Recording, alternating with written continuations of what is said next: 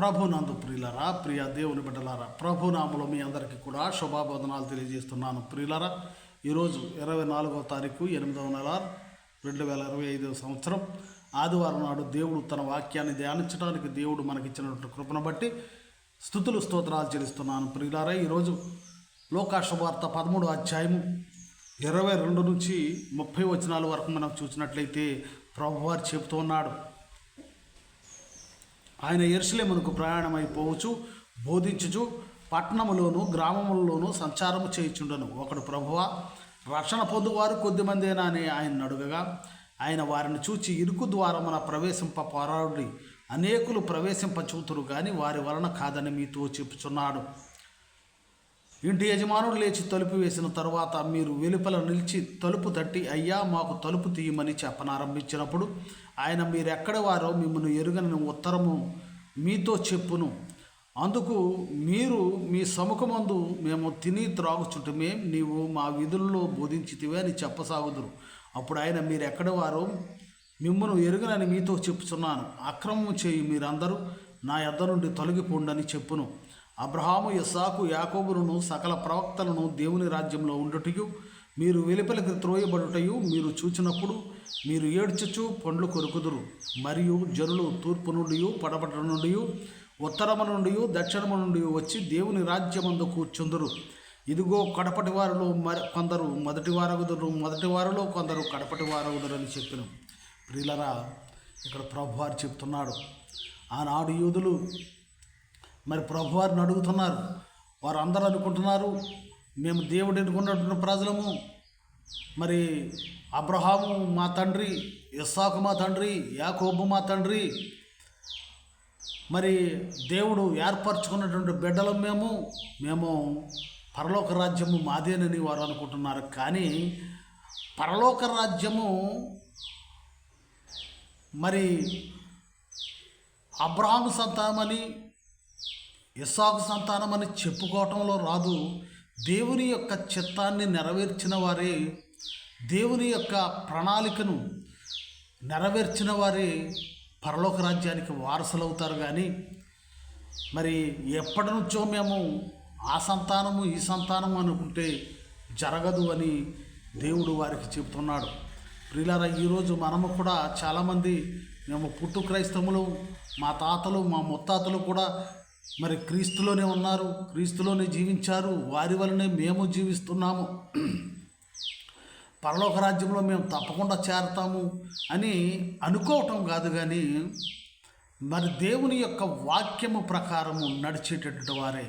ఇప్పుడంటే మీరు వచ్చారు, మేము ఎప్పటి నుంచో క్రైస్తవులని మరి ఇతరులను మనము అనటం కాదు. కానీ కొంతమంది సంఘాలలో ఈరోజు మేము ఎప్పటి నుంచో వస్తున్నాము, మరి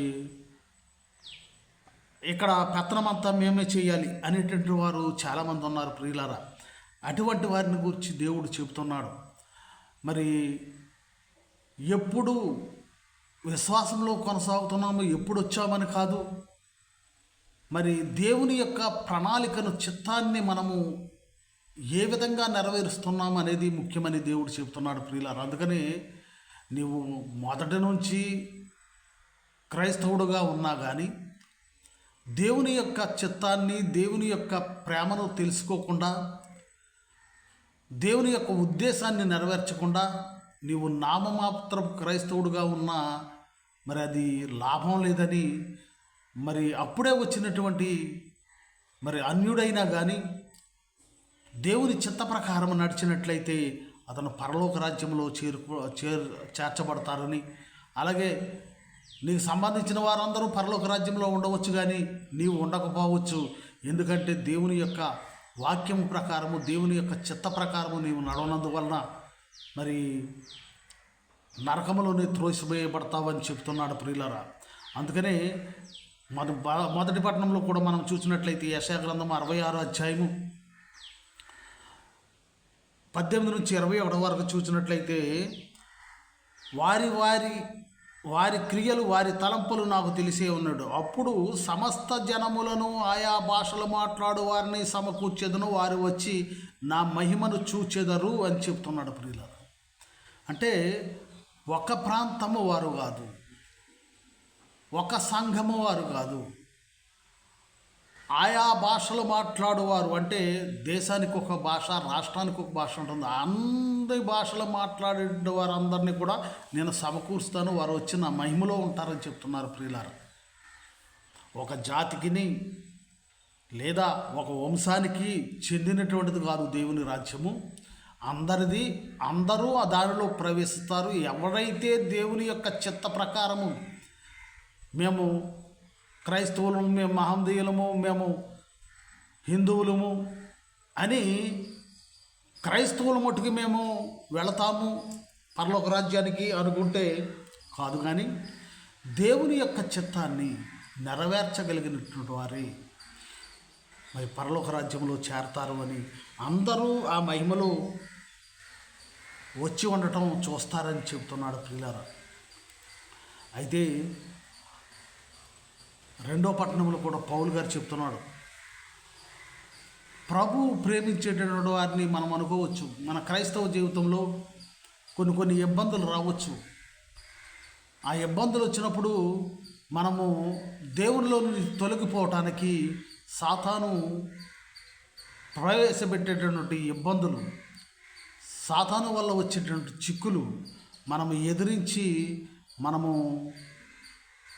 పోరాడగలిగినప్పుడే, తుది వరకు పోరాడగలిగినప్పుడే పరలోక రాజ్యంలో చేరగలుగుతాము. అందుకనే హెబ్రీయులకు 12వ అధ్యాయము 5వ వచనంలో, మరియు నా కుమారుడా, ప్రభువు చేయు శిక్షను తృణీకరించకము, ఆయన నిన్ను గద్దించినప్పుడు విసుగకము. ప్రభువు తాను ప్రేమించు వారిని శిక్షించి తను స్వీకరించు ప్రతి కుమారుని దండించును అని కుమారులతో సంభాషించినట్లు మీతో సంభాషించు ఆయన హెచ్చరికను మరచితిరి. ప్రియులరా, మరి దేవుడు ఒక్కసారి మనలను శిక్షిస్తాడట. ఎందుకు శిక్షిస్తాడంటే మనము క్రమశిక్షణలో ఏదైనా తప్పు చేసినప్పుడు ఆ తప్పుకు శిక్షను దేవుడు మరి ప్రకటించినప్పుడు ఆ శిక్షను మనము స్వీకరించి అది భారమైనా కానీ సంతోషంగా కింద చూడవచ్చు 11వ వచనంలో, మరియు ప్రస్తుతమందు సమస్త శిక్షయు దోషణకరముగా కనబడునవి కానీ సంతోషకరముగా కనబడదు. అయినను దాని యందు అభ్యాసము కలిగిన వారికి అది నీతియును సమాధానకరమైన ఫలమునిచ్చును. ఈ లోక సంబంధమైనటువంటి శ్రమలు దేవుడు ఒకవేళ నువ్వు చేసినటువంటి తప్పిదాల గురించి దేవుడు శిక్షను ప్రకటించవచ్చు. ఆ ప్రకటించినప్పుడు మనము ఆ శిక్షకు లోబడి ఆ శిక్షను అనుభవించాలి, తృణీకరించకూడదు. దేవుడా, ఈ కష్టాలు ఎందుకు, ఈ నష్టాలు ఎందుకు నాకు అని అంటే, కష్టాలు నష్టాలు నీకు రావాలని ఆయన కోరుకోవటం లేదు. నీవు చేసినటువంటి క్రియల వలన ప్రభువు శిక్షిస్తాడు ఖచ్చితంగా. తప్పు చేసిన వానికి శిక్ష తప్పదు. ఆ శిక్షించటం దేని గురించి అంటే, మరలా నీవు ఆ తప్పు నుండి వైదొలగి దేవుని మార్గములో ప్రవేశిస్తావని దేవుని యొక్క ప్రణాళిక. ఆ ప్రణాళిక ప్రకారము దేవుడు నిన్ను శిక్షించినప్పుడు ఆ శిక్షను, నాకెందుకు ఈ కష్టాలు, ఎందుకు ఈ నష్టాలు, నాకెందుకు ఈ వ్యాధి, ఈ బాధ అని నీవు తృణీకరించుకో. ప్రభు చిత్తం ఏమై ఉన్నదో ఆ చిత్తాన్ని, ఈ శిక్ష దేనికి వచ్చింది, నేను ఫలానా తప్పు చేసినందు కదా అని మనం ఆలోచించాలి ప్రియులారా. అందుకనే సామెతల గ్రంథము 3వ అధ్యాయము 11వ వచనంలో అంటాడు, నా కుమారుడా, యెహోవా శిక్షను తృణీకరింపవద్దు, ఆయన గద్దింపునకు విసుగవద్దు. తండ్రి తనకిష్టుడైన కుమారుని గద్దించు రీతిగా యెహోవా తాను ప్రేమించు వారిని గద్దించును అని చెప్తున్నాడు. అలాగే సామెత గ్రంథము 10వ అధ్యాయము 17వ వచనంలో, ఉపదేశమును అంగీకరించేవాడు జీవమార్గములో ఉన్నాడు, గద్దింపునకు లోబడిన వాడు త్రోవ తప్పును అని.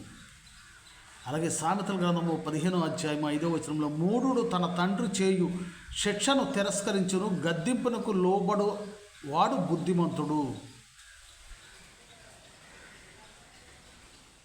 అలాగే తీతుకు 1:14లో, విశ్వాస విషయమైన స్వస్థలకు నిమిత్తము వారిని కఠినముగా గద్దింపము అని తీతుకు రాస్తూ పౌలు గారు చెప్తున్నాడు. గద్దించాలి, గద్దింపునకు మనము లోబడాలి. బోధకుడైనటువంటి వాడు గద్దించాలి, ఆ గద్దింపునకు మనము లోబడాలి. బోధకుడనే వాడు శిక్షించాలి. ఆ శిక్షను మనము స్వీకరించే వారిగా ఉండాలి అని దేవుని యొక్క వాక్యము సెలవిస్తుంది ప్రియులారా. ఈ ప్రభు యొక్క శిక్షకు లోబడనటువంటి వారు మన బైబిల్ గ్రంథంలో చాలామంది ఉన్నారు ప్రియులారా. అలాగే దేవుడిచ్చినటువంటి భాగ్యాన్ని మరి తుది వరకు ఉంచుకున్నటువంటి వారు ఉన్నారు. మరి అలాగే దేవుడిచ్చినటువంటి ఆశీర్వాదాలను మరి పోగొట్టుకున్న వారు ఉన్నారు తుది వరకు. వారిలో మనం మొదటగా చూసినట్టయితే దేవుని యొక్క ప్రణాళిక సొలొమోను ఎడల మరి దేవుని యొక్క ప్రణాళిక మంచిగానే ఉంది ప్రియులారా. ఎందుకంటే దావీదు మహారాజునకు జాగ్రత్తగా వినాలి. దావీదు మహారాజునకు అనేక మంది కుమారులు ఉన్నారు. మరి అనేక మంది కుమారులు అనగా దావీదు యొక్క భార్య ఇజ్రాయేలుకు చెందినటువంటి అహీనోవముకు అమ్నోను, అలాగే నాబాలు భార్య అయినటువంటి అబీగయలుకు దానియేలు, గేషూరు రాజైన తల్మయి కుమార్తె మాకాకు అబ్షలోము, తామారు, హగ్గీతు వలన కలిగినటువంటి అదోనియా. అలాగే ఇంకా దావీదు రాజుకు చాలామంది భార్యలు ఉన్నారు. ఆ భార్యల వల్ల కలిగినటువంటి వారు మొత్తం 19 మంది కుమారులను మనం చూడవచ్చు ప్రియులారా. ఒక కుమార్తె, ఆ కుమార్తె మనం తామారు. అలా కాకుండా భార్యలు అనేక మంది ఉన్నారు.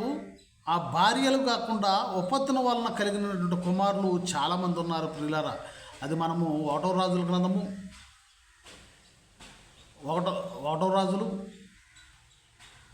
3వ అధ్యాయము 1 నుంచి 9 వచనాల వరకు మనం చూసినట్లయితే మనము దానిని చూడవచ్చు ప్రియులారా. అలాగే అతనికి 8-7 వచనాలు మనము చూసినట్లయితే అతనికి ఎంతమంది కుమారులు మనము చూడవచ్చు ప్రియులారా. ఈ కుమారులందరిలో 19 మంది కుమారులు అంటే భార్యల వలన కలిగినటువంటి ఉపత్తునులు కాకుండా భార్యల కలిగినటువంటి కుమారులందరిలో కూడా సొలొమోను దేవుని యందు చిన్నప్పటి నుంచి కూడా భయభక్తులు కలిగినటువంటి వాడే. అందుకనే అమ్నోను పెద్దవాడు, మరి అలాగే రెండవవాడు దానియేలు, తర్వాత అబ్షలోము, తర్వాత అదోనియా ప్రియులారా. ఎవరైనా రాజరికాన్ని పెద్దవారికి అప్పగిస్తారు. అమ్నోను తప్పు చేసినందువలన అమ్నోను చంపబడ్డాడు. అలాగే అబ్షలోము కూడా మరి అమ్నోను తర్వాత పెద్దవాడు అబ్షలోము కూడా మరి రాజ్యము తనకి కావాలనుకున్నప్పుడు తండ్రిని అడగవలసింది పోయి తాను రాజుగా ప్రకటించుకుంటాడు, తండ్రిని చంపాలని చూస్తాడు. అందుకని అబ్షలోము కూడా రాజ్యము సంభవించలేదు, రాజ్యము ఇవ్వబడలేదు ప్రియులారా. అలాగే తర్వాత అదోనియా కూడా సొలొమోను రాజుగా చేసిన తర్వాత అదోనియా కూడా తిరగబాటు చేస్తాడు ప్రియులారా. కానీ దేవుని చిత్త ప్రకారం నడిచినటువంటి వాడు సొలొమోను చిన్నప్పటి నుంచి. ఆ సొలొమోను యొక్క గుణగణాలను చూచి దావీదు కూడా సొలొమోనుకు రాజ్యాన్ని అప్పగించాలనుకున్నాడు. అలాగే దేవుని యొక్క ప్రణాళిక కూడా సొలొమోనుకు రాజ్యాన్ని అప్పగించాలనుకుని సొలొమోనుకు రాజ్యాన్ని అప్పగిస్తాడు. సొలొమోను కూడా మొదటి కాలంలో దేవుని యందు భయభక్తులు కలిగి దేవుని యొక్క ఆలయాన్ని నిర్మించి గొప్ప పేరు ప్రఖ్యాతులు పొందినటువంటి వాడుగా మనము చూడవచ్చు ప్రియులారా. మరి ఆ కట్టడాలను కానీ మరి దేవాలయం కట్టించిన విధానమును కానీ మనము రాజుల గ్రంథాలు 1వ రాజుల గ్రంథంలో మనం చూడవచ్చు ప్రియులారా. సుమారుగా దేవుని యొక్క ఆలయాన్ని ఆయన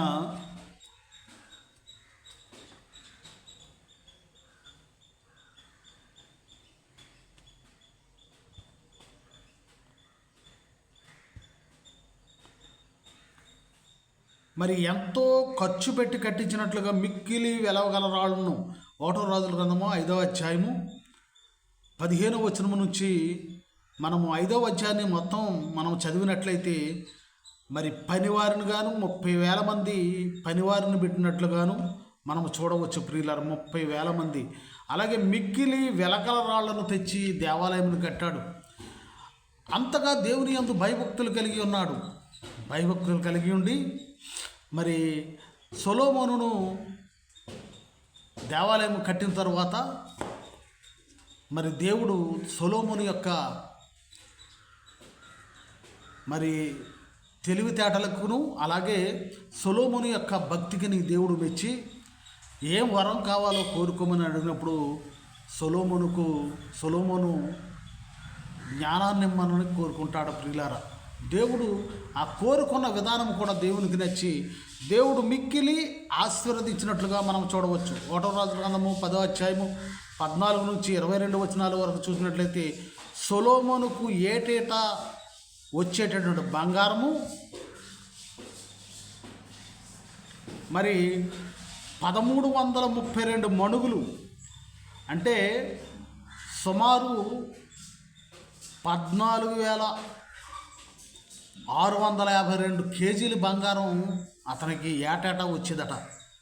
అంటే 14,000 కోట్ల రూపాయలు ఆదాయం అతనికి బంగారం మీద వచ్చేదట ప్రియులారా. ఇంకా సొలొమోను యొక్క మాటలు వినటానికి వచ్చేవారందరూ కూడా గొప్ప గొప్ప కొన్ని కోట్ల విలువ చేసేటువంటి బంగారాన్ని తీసుకువచ్చినట్లుగా మనం చూడవచ్చు. 1వ రాజుల గ్రంథము 10వ అధ్యాయము 1 నుంచి 11 వచనాలు చూసినట్లయితే షాబార్ అని సొలొమోను యొక్క మాటలు వినటానికి వచ్చినటువంటి ఆమె 240 మణుగులు బంగారం, అంటే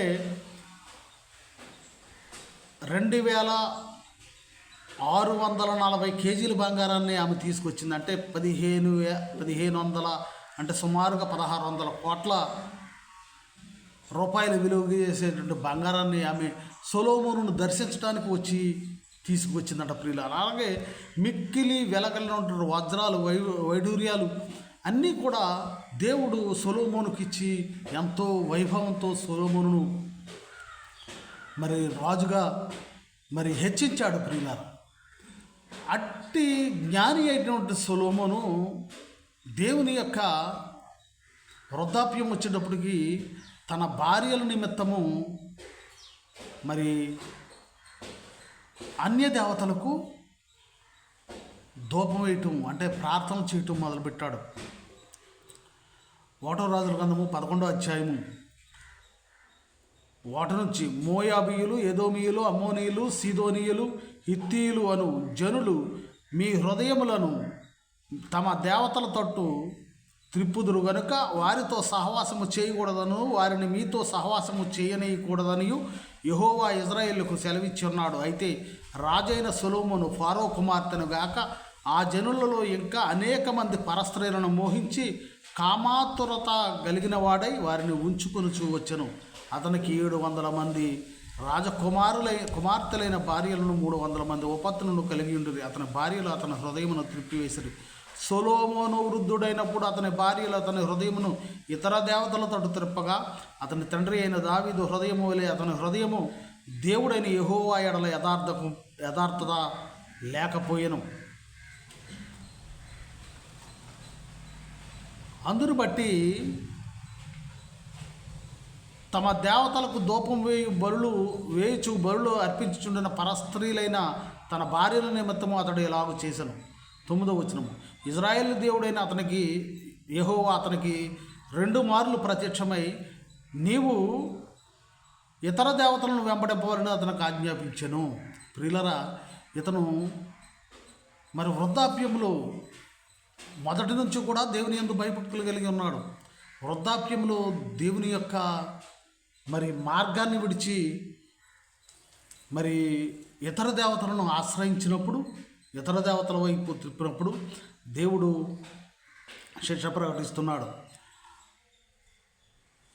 నీవు ఇతర దేవతలను వెంబడింపవాలని అతనికి ఆజ్ఞాపించను. సొలొమోను హృదయము ఆయన యొద్ద నుండి తొలగిపోయెను. యెహోవా తనకిచ్చిన ఆజ్ఞను అతడు గైకొనకపోగా యెహోవా అతని మీద కోపగించి సెలవిచ్చినదేమనగా, నేను నీతో చేసిన నిబంధనను కట్టడలను నీవు అనుసరింపకపోవడం నేను కనుగొనుచున్నాను కనుక ఈ రాజ్యమును నీకుండకుండా నిశ్చయముగా తీసివేసి నీ దాసునికి ఇచ్చేదను. దేవుడు శిక్షణ ప్రకటిస్తున్నాడు. 2 మార్లు హెచ్చరించాడు, అయినా సొలొమోను వినలేదు. మొదటి నుంచి బాగానే ఉన్నాడు. వృద్ధాప్యములో దేవుని యొక్క కోపానికి గురి అయ్యాడు ప్రియులారా. అంటే అందుకని మొదటివారు కడపటివారు, కడపటివారు మొదటివారు అగుదురు అన్నారు. సొలొమోను మొదటి నుంచి కూడా బాగానే ఉన్నాడు. చివరలో దేవుని యొక్క మరి మహిమలో ప్రవేశించడానికి అతను అర్హుడుగా మరి ఎంచబడలేదు ప్రియులారా. మరి సొలొమోను తప్పు చేశాడు. చివరలో దాన్ని మరలా దేవుడు హెచ్చరించినా కానీ దాన్ని సరిదిద్దుకోలేకపోయాడు ప్రియులారా. కానీ అతని తండ్రి అయినటువంటి దావీదు ఉన్నాడు ప్రియులారా. దావీదును, గొర్రెల కాపరిగా ఉన్నటువంటి దావీదును దేవుడు హెచ్చించి రాజుగా చేశాడు. రాజు అయిన తర్వాత గర్వాంధుడై దేవుని యొక్క ఆజ్ఞను మీరి తప్పు చేశాడు. తప్పు చేసినప్పుడు దేవుడు శిక్షను ప్రకటించాడు. ప్రకటించిన వెంటనే దావీదు ఆ తప్పు నేను ఎలాగో చేశాను అని శిక్ష ఎన్నిసార్లు వద్దలే అని చెప్పేసి అనుకోలేదు ప్రియులారా. వెంటనే ప్రభు యొక్క గద్దింపునకు వెంటనే లోబడ్డి, పాపిని ప్రభువా నన్ను క్షమించు అని చెప్పాడు. అయితే నీ మీదకి శిక్ష వస్తుంది. దేవుడు శిక్ష విధించినప్పుడు కాదంటానికి నేనే ఏపటివాడిని. కానీ వెంటనే దేవుణ్ణి అతను తన తప్పును ఒప్పుకోవటం వలనగా దేవుడు శిక్షించి మరలా అతని రాజ్యాన్ని అతనికి ఇవ్వటం జరుగుతుంది. ఇవ్వటం మూలంగానే సొలొమోను రాజయ్యాడు ప్రియులారా. అతని వంశాన్ని దీవించాడు. అయితే సొలొమోను చిన్నప్పటి నుంచి బాగానే ఉన్నాడు. తప్పు చేశాడు చివరిలో. కానీ సరిదిద్దుకోమని చెప్పినప్పుడు సరిదిద్దుకోలేకపోయాడు ప్రియులారా. అదే మొదటివారు కడపటివారు, కడపటివారు మొదటివారు అనడానికి నిదర్శనం ప్రియులారా. చివరి వరకు నీవు దేవునిలో నీ విశ్వాసము నిలిచి ఉండాలి, కానీ మధ్యలో తొలగిపోకూడదని వాక్యం సెలవిస్తుంది ప్రియులారా. యోబుకి ఎన్నో కష్టాలు వచ్చినాయి, కానీ విశ్వాసం నుండి తొలగిపోలేదు చివరి వరకు. అందుకని దీవించబడ్డాడు ప్రియులారా. కానీ బైబిల్ గ్రంథంలో మనం చూసినట్లయితే మరి మొదటి నుంచి యోధా ఇస్కరియోతు దేవునితోనే ఉన్నాడు. దేవునితో ఉండి మరి దేవుడిచ్చినటువంటి స్థానాన్ని నిలబెట్టగలేకపోయాడు. ఎందుకంటే దురాశాపరుడై ఇంకా డబ్బులు సంపాదించాలన్నట్టు ఉద్దేశంతో, లేదా రాజ్యాధికారము కావాలన్నట్టు ఉద్దేశంతో దేవుణ్ణి ఆనాటి ప్రధాన యాజకులకు అప్పగించడం జరుగుతుంది ప్రియులారా. యోధా ఇస్కరియోతు యేసుప్రభు 12 మంది శిష్యుల్లో ఒకడై ఉండి దేవుని పాటు తిన్నాడు, తిరిగాడు, కానీ శాపానికి గురి అయ్యాడు ప్రియులారా. అదే సిలువ మీద ఎన్నో తప్పులు చేశాడు. మరి చివరిలో దేవుని యొక్క మరి రాజ్యములో పాలు పొందడానికి అవకాశాన్ని పొందగలిగాడు. కుడివైపునటువంటి దొంగ యేసుప్రభువుతో ఎప్పుడూ సహవాసం చేయలేదు, యేసుప్రభువుతో తినలేదు. కానీ అతను దేవుని యొక్క రాజ్యంలో మరి చివరి క్షణములో పాపినైనా నన్ను కరుణించమని దేవుణ్ణి వేడుకున్నాడు. దేవుని రాజ్యంలో చోటు సంపాదించుకున్నాడు. దేవునితో తిరిగి తిని త్రాగినటువంటి యోధా ఇస్కరియోతు దేవుని రాజ్యానికి అనర్హుడుగా ప్రకటించబడ్డాడు ప్రియులారా. ఈరోజు నీవు నేను కూడా ఇలా బైబిల్ గ్రంథంలో అనేక మంది తమ యొక్క జ్యేష్ఠత్వాలను పోగొట్టుకున్నటువంటి వారు, శాపాలను పొందినటువంటి వారు, భక్తి మార్గంలో మెలిగినటువంటి వారు, శాపాన్ని పొందినటువంటి వారు అనేక మంది ఉన్నారు. సంసోను కానీ, ఏషావు కానీ, ఇటువంటి వారు అన్నారు ప్రియులారా. మరి ఈరోజు నీకు నాకు కూడా మరి చివరి వరకు కొనసాగిన వాడే మరి దేవుని యొక్క రాజ్యంలో ప్రవేశిస్తాడని దేవుడు అంటున్నాడు. బుద్ధిమంతులు 10 మంది కన్యకలు బయలుదేరారు. మరి చివరిలో దేవుడు వచ్చేటువంటి సమయంలో వారి దీపాలలో నూనె లేకుండా వారు మరి ఎక్కడికో వెళ్ళి మళ్ళా నూనెను తెచ్చుకొని మరి ప్రభు సన్నిధికి వెళ్ళాలనుకున్నప్పుడు వారికి తలుపు వేయబడింది. ప్రియులారా, ఆ ఉపమానాన్ని కూడా మనం చాలాసార్లు విని ఉన్నాం. అందునిమిత్తమై ఎప్పుడూ మెలకువగలిగి మనము ఉండాలి. దేవుని రాజ్యంలో ప్రవేశించడానికి మనం ఎప్పుడూ కూడా సంసిద్ధత కలిగి ఉండాలి.